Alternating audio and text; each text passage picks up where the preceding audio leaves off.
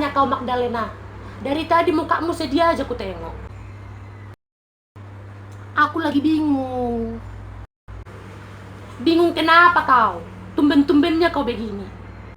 Adijah, aku mau curhat sama kau. Aku mau menceritakan sesuatu. Bisa nggak? Apa itu? Tapi kau janji, jangan cerita-cerita sama orang lain. Soalnya kan lidahmu bercabang. Ya ampun, lidahmu kali yang bercabang. Lagian, kalau kau sudah tahu mulutku ini jabir, ngapain kau curhat-curhat sama aku? Aneh. Oke, kamu janji ya jangan cerita-cerita ke orang lain. Oke, ceritalah. Tahu nggak kau Adijah? Ternyata si Briston pacarku itu sudah bapak-bapak. What? Si Briston si Bohosa itu ternyata dia sudah bapak-bapak. Iya Adijah, semalam istrinya nelpon aku terus dia maki-maki aku. Baguslah kau sudah tahu. Tinggalin aja si Briston si Bohosa itu. Aku pun begini melihat dia itu ah. Tapi masalahnya aku sudah bunting manis. Apa? Kau bunting manis? Jadi bagaimana lah itu? Ah, makanya aku bingung. Ya sudah, kau minta pertanggungjawaban lah dari si Briston itu.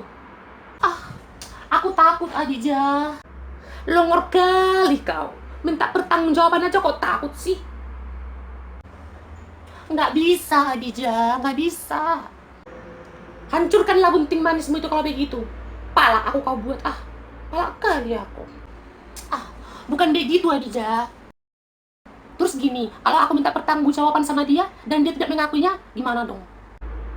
Ya ampun Magdalena, emosi aku emosi. Pakai logika, pakai otak.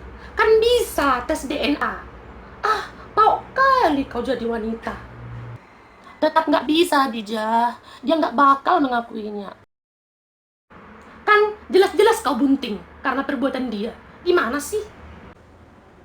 Gimana aku mau minta pertanggungjawaban Adijah? Masalahnya yang aku ceritain ini hanya sebuah mimpi.